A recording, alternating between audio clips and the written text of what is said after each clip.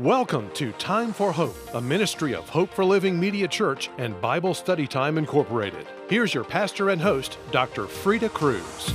Thank you for joining me for another episode of Time for Hope. My guest for today is speaker, author, counselor, and founder of the Center for Counseling and Health Resources near Seattle, Washington, Dr. Gregory Jantz. And Dr. Jantz and I will be discussing his book titled Turning Your Down into Up. Dr. Jantz's book and our related interaction will focus on hope for persons struggling to find light in the midst of the darkness of a lifetime or a more recent onset of depression. For more, stay with us. And Dr. Jantz, it's great having you back on Time for Hope. Thank you for having me. This is such an important topic, and one that there is hope. That there is hope, yes. I even said on my intro, there are some people that have been depressed all their lives. They don't know what it has been that they've gone through or are experiencing, but they don't have the joy, the optimism, the peace that you talk about in your book, and don't even know why if someone were to ask them. You find that true, don't you? Well, I do, Dr. Free. There's some people that they've treated it as though being depressed is their normal. Mm-hmm. And so to think of life being different is hard to even imagine. And then there's other folks who've maybe fallen into depression over time, and they find themselves in a place in their life that is depressing. So there's different types of depression, which I know we'll talk about. Yes, because if a marriage breaks up, right, and a divorce comes, there's grief and loss. There can be grief and loss, yes, and an onset of depression. Same thing with loss by death. Yes. That grief process always has some depression in it. Absolutely. If it's a significant person in their life, yes, it's there for at least a while. Oh, absolutely. And that would be normal. Then there's somebody who's had a lot of chronic stress in their life. Maybe it's been a stressful job or stressful relationships, but let's just say it's been chronic and it's not gone away. And here you are. This chronic stress has led you down a path of depression, and you wake up in the morning and it's like, I feel like I don't have energy for the day, and it seems like those clouds over my head no matter where I go. It could be that your appetite's been affected. If either you don't feel like eating or you want to eat all the time and escape through food. We all have a different way of dealing with depression in our lives.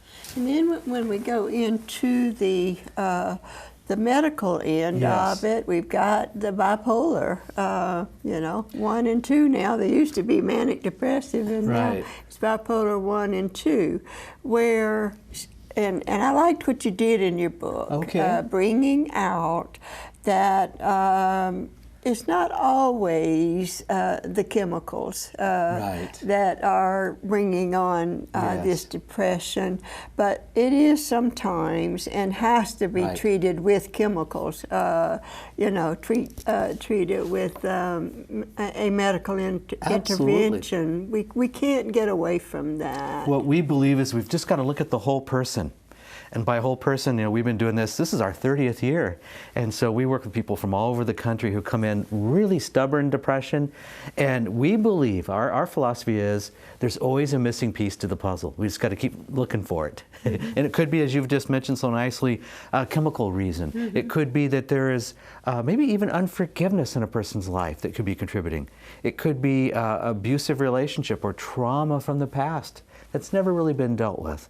Maybe it's a lifestyle of really poor nutrition, a person who's not taking good care of themselves, and their body physically becomes depressed. Yeah. So a lot of different reasons. How long does the average person stay at your center that comes from somewhere else? Well, usually it depends individually, I know. But probably an average of at least 4 weeks. At least 4 weeks. Do you have they have to find their own place to stay? No, we're a program where we have housing, and it's a very beautiful on the waterfront, and it's a setting that you'd want to go to. And so they're coming in, we're taking care of all that. We even help them with cooking and as far as cooking classes and how to make food fun again. That's important. What does it really mean to take care of yourself? That's why we even do a fitness assessment on a person and help get a fitness program going for them. We're going to test them for nutrient deficiencies. Let's say you have a real deficiency in certain nutrients, maybe B vitamins, maybe certain amino acids, and your brain's not functioning well. Well, by replacing those, that's one of the things we do. So we cover the medical as well. It sounds like fun, what you do. With people being sick, you don't want to think fun, but I can imagine there were times in my life in rearing 3 children and keeping up with a husband that was always moving forward into something else, me picking up the pieces behind him, and him a pastor, and all the different things, and besides that, a ministry that is still going today.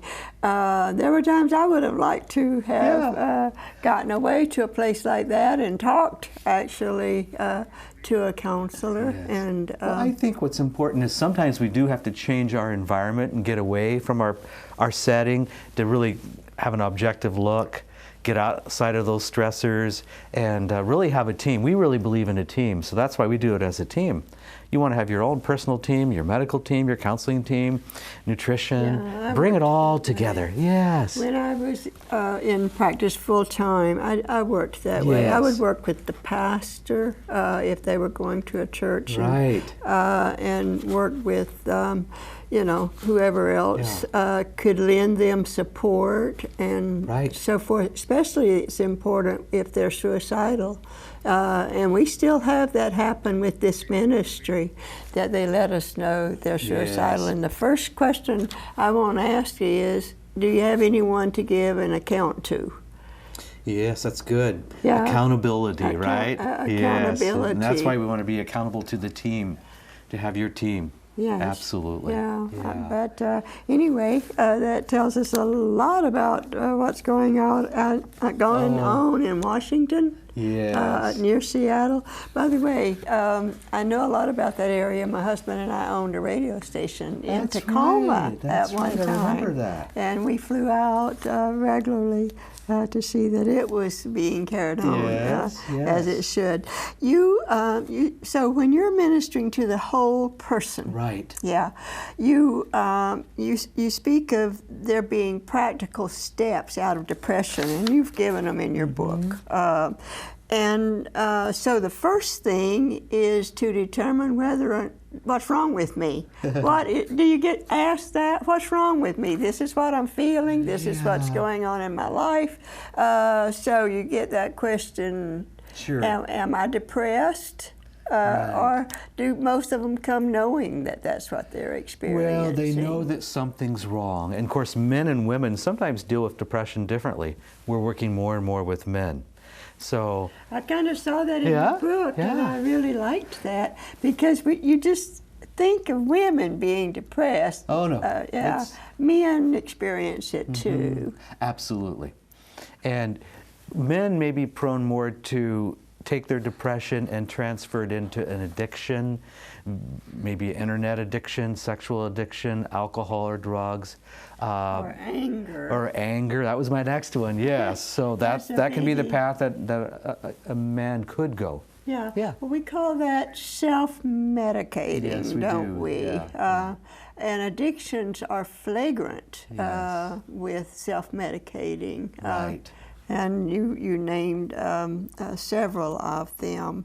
But in looking at the whole person, you said, first of all, the first thing you got to do is determine whether or not it's depression that you're dealing with, and understand why people tell them they snap out of it. Right. They need to understand why they can't snap out of it. Well, and if you're living with a person who really is depressed, it can be very frustrating for you, because sometimes, we really want to help, but we don't know what to do, and everything we've tried to do to help is not working.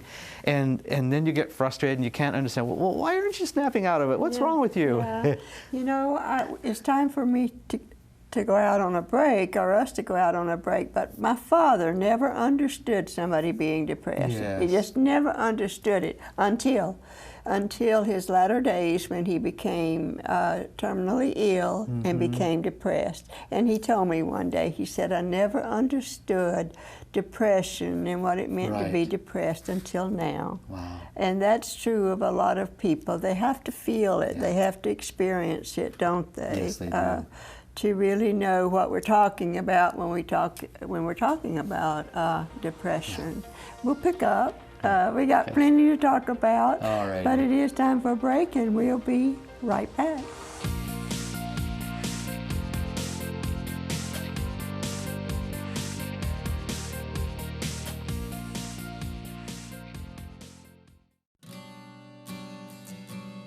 Everyone has the blues from time to time.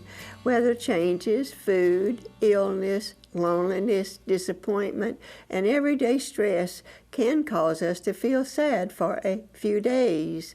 This comes with our humanness, but when the sadness begins to deepen and last several weeks without relief, when the future begins to look bleak, when pleasure in activities once enjoyed is gone, and a sense of hopelessness and even despair begins to take control of our thoughts, it is time to look for help related to depression.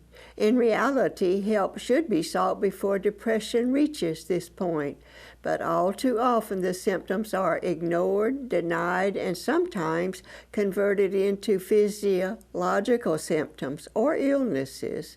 A serious or clinical depression can have a gradual or sudden onset. Depression can be traced directly to biochemical deficiencies and activities within the brain, or indirectly to prolonged stress, unresolved relationship conflict, unrelenting emotional abuse, falsehoods we tell ourselves, childhood abuse, significant loss and grief, illness, spiritual deficiencies, and unrealistic expectations related to life. Whatever the cause, its primary symptom is hopelessness.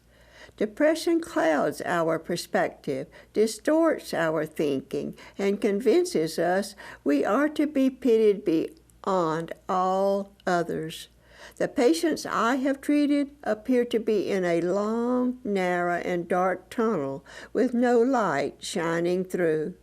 Through the centuries, men and women have suffered from this mysterious and frequently immobilizing disorder, and the remedies and interventions were few and usually ineffective before the availability of qualified mental health professionals and the successful medications and other medical treatments available today. But these alone are not a cure-all for this painful malady. Successful treatment should include the following. 1, a competent physician to diagnose and prescribe needed and appropriate medication for each individual patient. 2, a trained and empathic counselor who will listen attentively as you describe your feelings of hopelessness and helplessness and focus on helping you replace your negative thought patterns with the belief that there is hope of recovery, which in turn can set into motion positive emotional changes. 3, a nutritious diet. 4, exercise approved by your physician. 5, an understanding support group. 6, spiritual help and direction. A depressed psalmist groaned, "Why are you cast down, O my soul?" and then exhorted fellow depressed mortals to put your hope in God.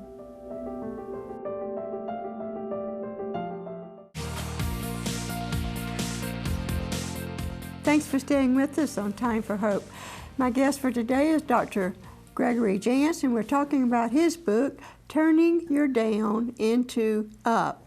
And then the subtitle, Gregg, A Realistic Plan for Healing from Depression. I want to ask you, Yes. are you a psychologist? Right. Okay, and you started a counseling practice. So how did you end up with your center and just kind of majoring on depression?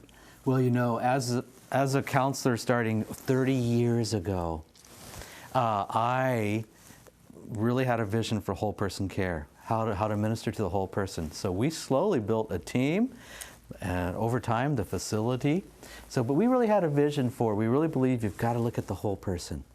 Obviously, counseling or psychology is one piece of that, but our health, our relationships, our spiritual life is all a part of that, even our mental processes, how we think about ourselves, so looking at that whole person.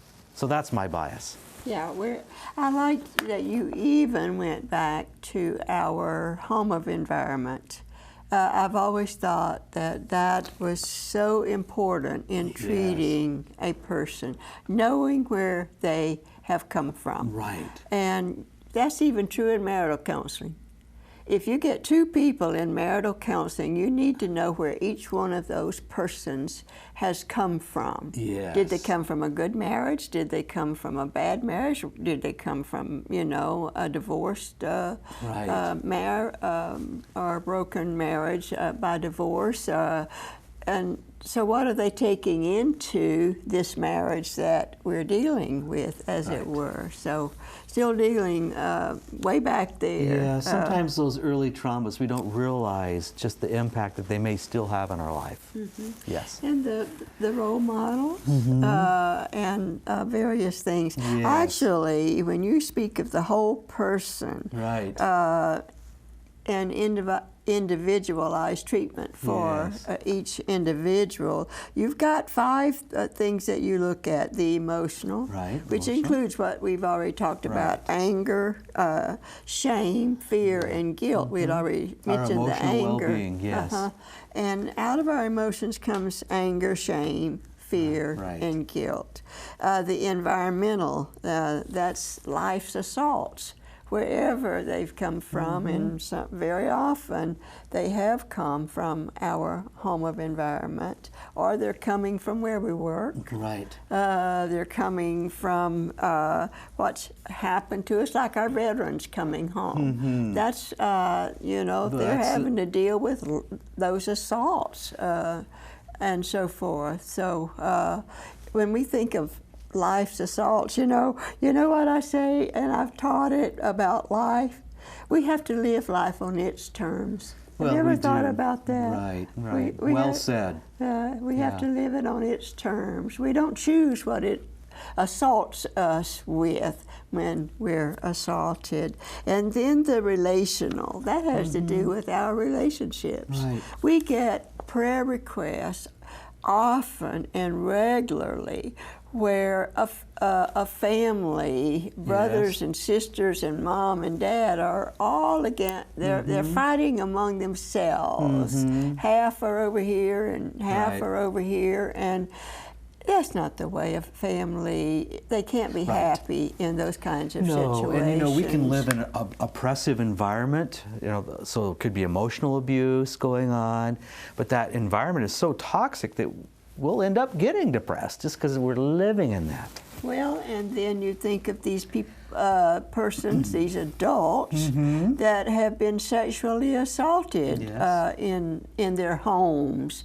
The very people that should be protecting them, looking after them, and keeping them safe are sexually abusing them. A mother or a father, and or an uncle, or a cousin, or something or other. So then the physical, and that's when we get into what you and I were talking about.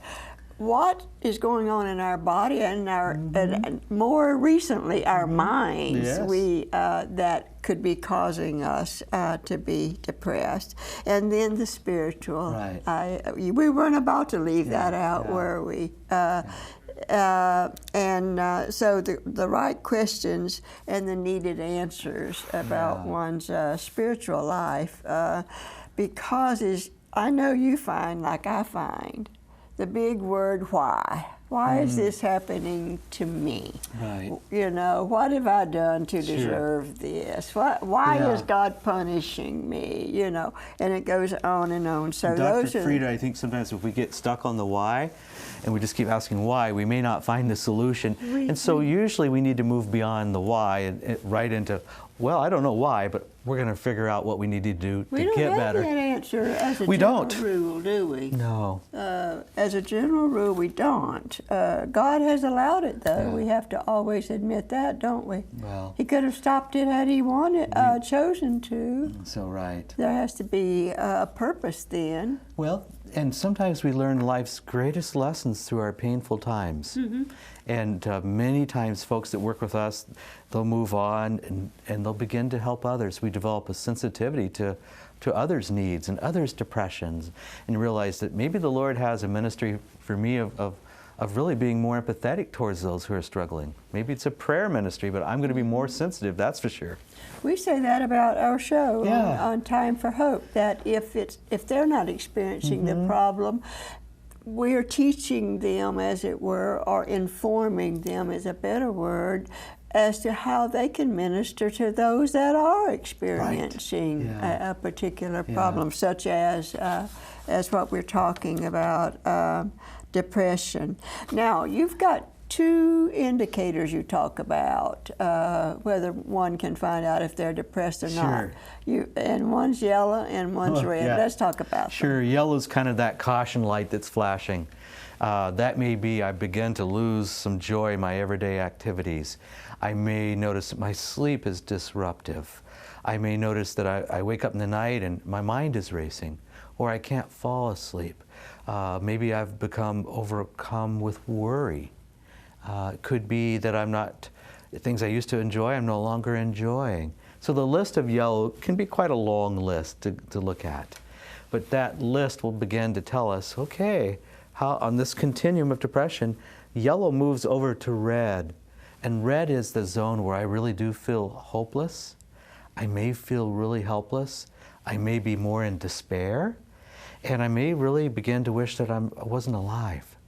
And this is where my thinking may cross over, and I may even feel suicidal. And they're not prone, as a general rule, with the red symptoms, to talk to anybody, are they? Don't you think they usually get pulled down into themselves? Yes, we become more isolated, which is kind of dangerous. The more I isolate, you know, the scriptures talk about a man who isolates rages against themselves. So yes.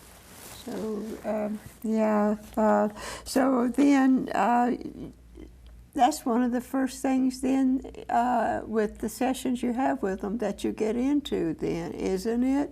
Their symptoms and what they're experiencing and what brought them there. We certainly want to understand what you're experiencing, the symptoms, but we want to follow those symptoms to see if we can find some root causes. And by the way, there's usually more than one cause for depression.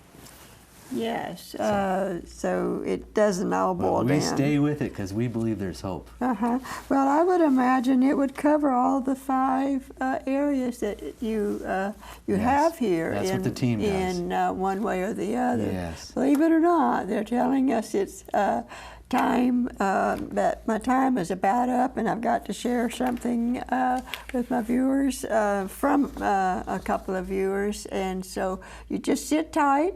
We'll come back for next week, and we'll give out that hope that we said there is for depressed people, Greg. And then I have a letter that reads, Dear Dr. Freda, my 17-year-old daughter needs prayer. She has low self-esteem and struggles with depression. She is having a difficult time with her spiritual growth and relationship with God, and that does happen, doesn't it, Greg? Absolutely. And she was recently talking about killing herself and had to go to the hospital. That was a very good thing to do.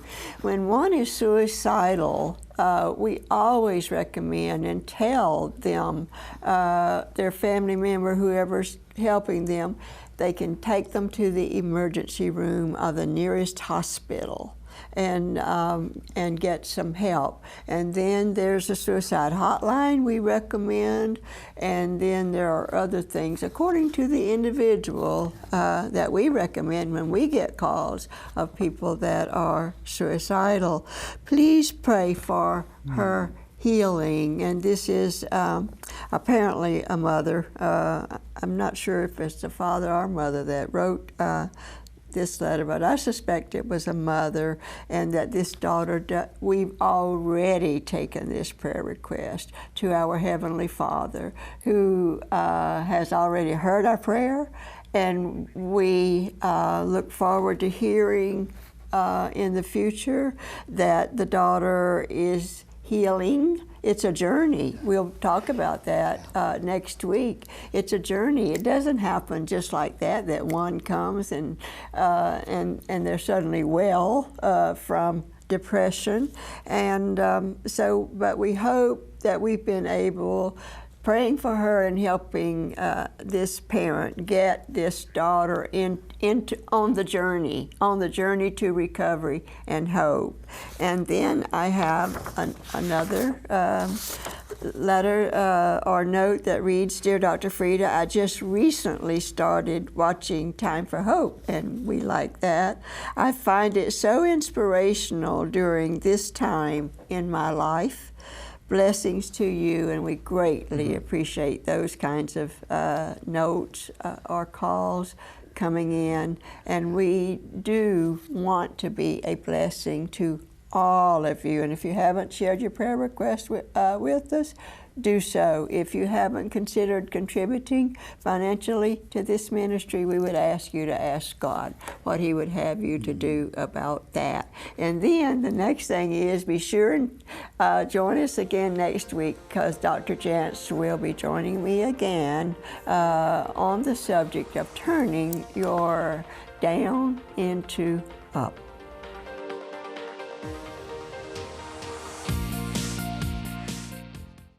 Thank you for watching Time for Hope, a ministry of Hope for Living Media Church and Bible Study Time Incorporated.